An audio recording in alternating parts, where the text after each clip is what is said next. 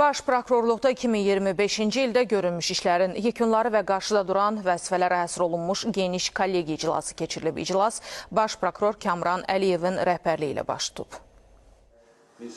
Baş prokuror Kamran Əliyev çıxışında 2025-ci ilin konstitusiya və suverenliyi ilə elan olunmasını, tarixi zəfərin 5-ci il dönümünü və ölkənin beynəlxalq arenada qazandığı siyasi diplomatik uğurları xüsusi vurğulayıb.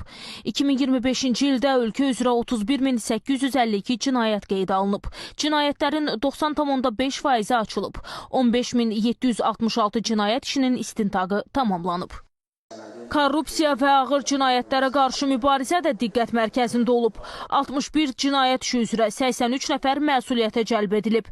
Onlardan 6-sı qəsdən adam öldürmə faktıdır. Açılmamış qalan 4 qətl işinin üstü açılıb. Mina təhlükəsi ilə bağlı vəziyyət də kollegiyada xüsusi qeyd edilib. 2025-ci ildə mina partlayışları nəticəsində 33 nəfər xəsarət alıb. 2020-ci ildən bugünədək mina partlayışları 71 nəfərin həlak olmasına, 346 adamın yaralanmasına səbəb olub. Kollegiya iclasında 2026-cı il üçün prioritetlər müəyyənləşdirilib. Qanunun aliliyinin təmin olunması, vətəndaş müraciətlərinə həssas yanaşma və cinayətlərin profilaktikası istiqamətində tapşırıqlar verilib. Səkinə Hacıyeva, ASTV xəbər.